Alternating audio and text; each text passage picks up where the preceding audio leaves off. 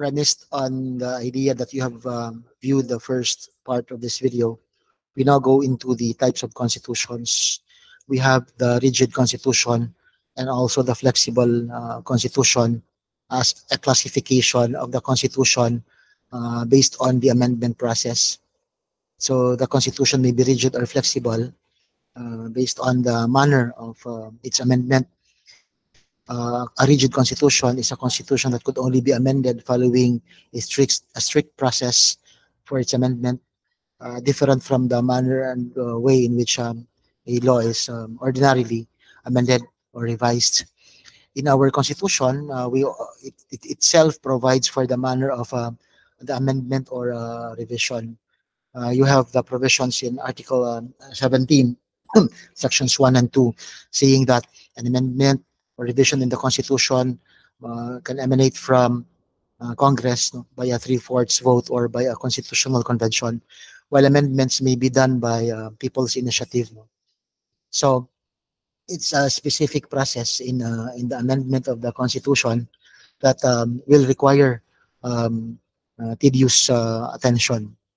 While a flexible constitution is one that could be amended through ordinary lawmaking processes of amendment and revision, like any regular statute. This could, for example, be amended through the three readings in each house before it is signed by the president. But that is not what happens in the Philippines. We really have those manners in which specifically are stated in the Constitution for amendment and revision, done differently from the way law is amended or revised. Secondly, a constitution may be classified as written or unwritten. A written constitution is set out in a single document codified or taken into one single document wherein the various provisions on governance are there completely stated in the constitution. You have the constitution containing the Constitution of Liberty, the three branches of government, the Constitution of Government that contains the three branches of government and its parameters, then the Constitution of Liberty, which is the Bill of Rights, and the Constitution of Sovereignty containing the amendments and revisions. It's in one single document. While an unwritten constitution is a constitution that is not reduced into one single document. They are in scattered provisions of laws. So the next classification is the classification of the Constitution as to its enactment. It could either be conventional or cumulative. The basis here is, can we point in a very point in history where the Constitution took effect? Ours took effect in 1987 in February because we have ratified it specifically on that date. While a cumulative constitution is evolved in such a way that perhaps because of the absence of one written document, or if there is one written document, it continuously evolves. You have difficulty in determining at what point the constitution really took effect. Okay, so our constitution therefore is written, conventional, and rigid. What are the qualities of a good constitution? A good constitution is broad, brief, and definite. A constitution is broad if it provides completely for the essential parts of a constitution.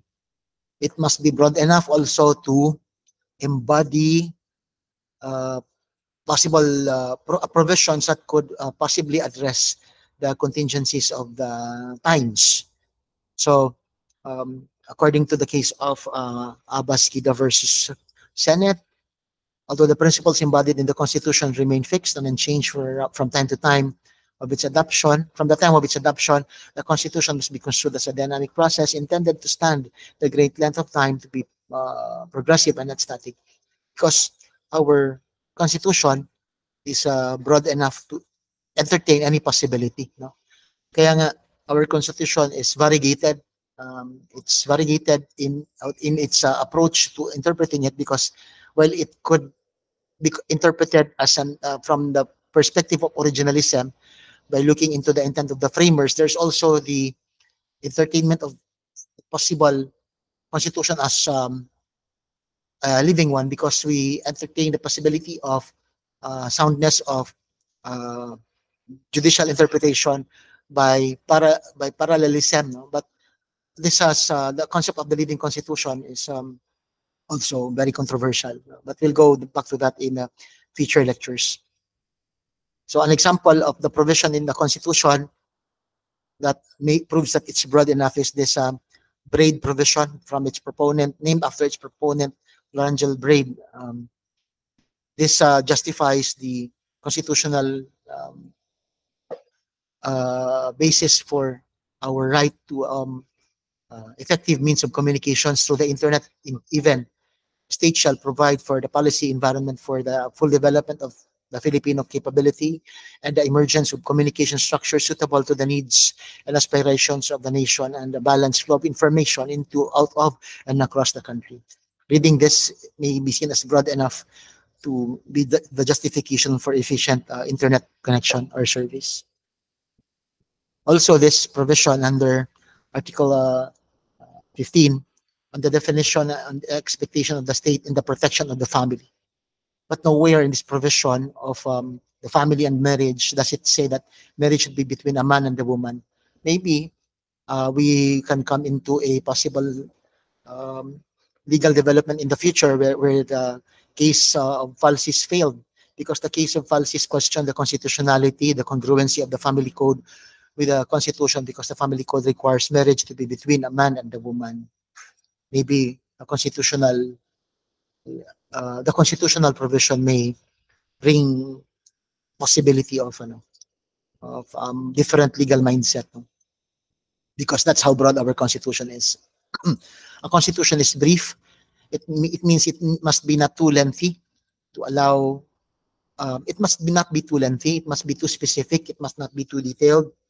But mind that our constitution is not that too lengthy, because there are other constitutions all over the world that are more lengthier than ours. But the constitution must be brief enough because it's concise enough and broad enough. It must be brief to be direct to the point. And the constitution must be definite. It means it must be expressed in categorical terms. It must not be expressed in equivocal or analogous terms. Its provisions must be simple, because the constitution is recognized not be a lawyer's document but a people's document. So these are the essential parts of the constitution: government, liberty, and sovereignty. The constitution of government is embodied in Articles 4, 6, 7, and 9. The provisions in the constitution on Congress, the executive department, and on the court, and also include the constitutional commissions. The Constitution of Liberty is that part of the Constitution embodied in the Bill of Rights. And we have the Constitution of Sovereignty in Article 17, providing for the manner in which the Constitution may be amended or revised. What is the philosophical view of the Constitution? We have the social contract and the natural law. Social contract would tell us that while we need not be at war with each other for the attainment of our ends, the thing is we have common ends that need not overlap. But sometimes there are overlapping interests that require us to come into a social contract and agreement for us to live harmoniously. Well, the natural law expects of us to flourish. And we can only flourish if law allows flourishing.